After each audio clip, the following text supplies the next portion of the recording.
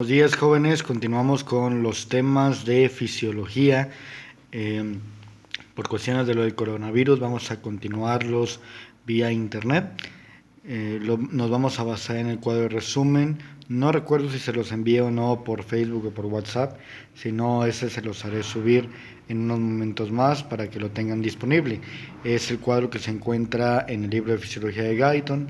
Espero que todos ustedes ya hayan realizado su cuadro. Voy a dar pequeño resumen y aclaraciones sobre la cuestión de la fisiología de las hormonas. Les pido que pongan mucha atención. En dado caso de que se les trabe algo, pueden ponerle pausa y volver a reiniciar el video. O en dado caso de que sea necesario que se aclare alguna duda, les agradezco que la pongan debajo de la publicación para poder resolverla lo más pronto posible. Les subiré los videos de las 2 semanas que vamos a tener de complementación de clases. En este caso es el tema de fisiología de las hormonas. La siguiente clase es la de fisiología del sistema nervioso central y periférico. Vamos a tomar los puntos más importantes del mismo, puesto que el tema es muy amplio. Pero espero que con los videos se aclare lo más esencial.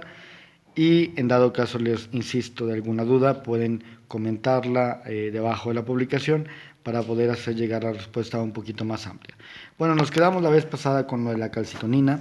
La calcitonina, que podemos verla aquí arriba, aquí. La calcitonina, que va a ser la hormona que va a producir la glándula tiroidea.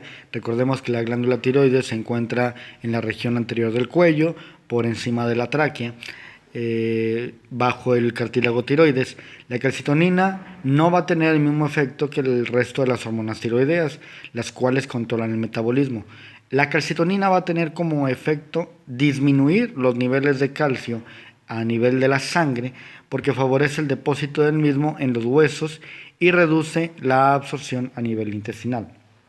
De tal manera que cuando hay un descenso de la calcitonina, esto puede ser contraproducente al permitir la descalcificación de los huesos. Tenemos que tomar en cuenta que el sistema nervioso endocrino, como un sistema de control, va a tener hormonas agonistas y antagonistas. ¿A qué nos referimos con agonistas y antagonistas?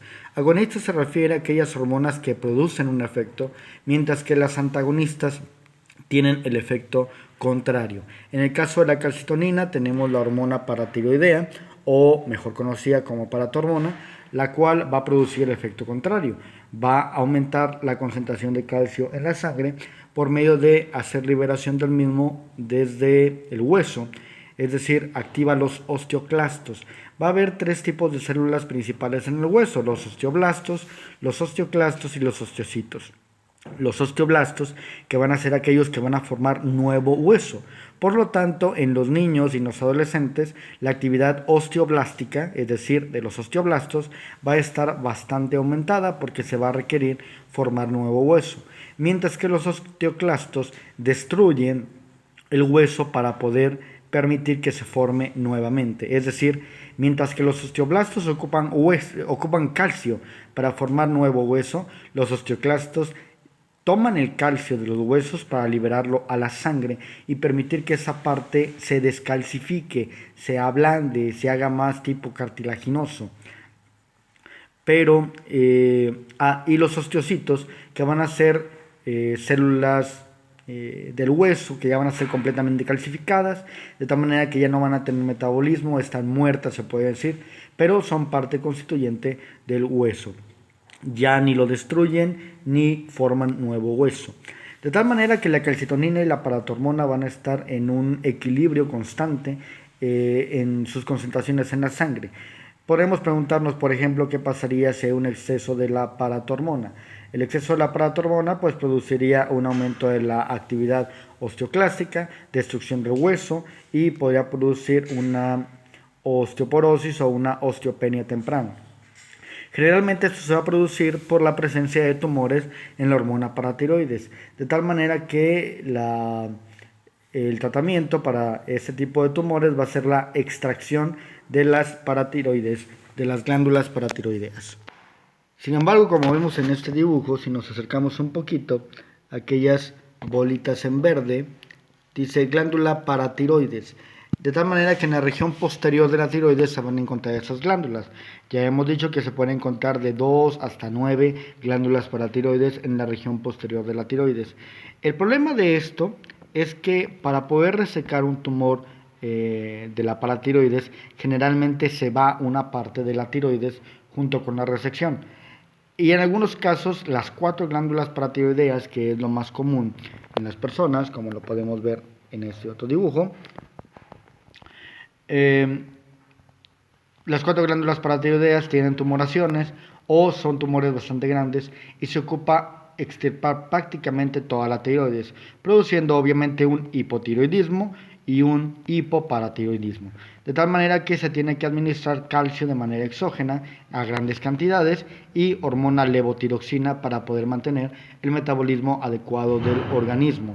La levotiroxina en estos casos deberá ser dada en cantidades bastante grandes para permitir que la persona no deplete completamente su metabolismo, lo cual se puede caracterizar con hipotensión, bradicardia, demasiado sueño, aumento de peso, disminución del gasto metabólico basal, que es decir, las calorías que necesita uno consumir durante el día para poder mantener sus funciones fisiológicas.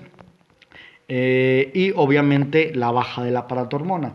Al bajar la paratormona y no haber una hormona que logre subir el calcio en la sangre, la calcitonina no tiene un antagonista y por lo tanto puede haber más riesgo de que baje el calcio en la sangre.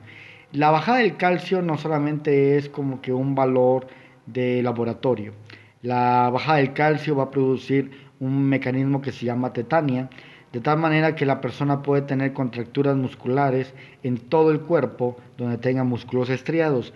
Esto es muy importante porque el diafragma, el músculo de la respiración, es un órgano estriado, es un músculo estriado, de tal manera que la persona debido a la hipocalcemia puede producir una tetania en el diafragma, una contracción involuntaria del diafragma que le impida la respiración.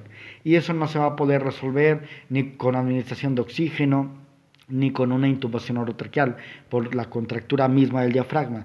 Lo que hay que hacer es administrar calcio.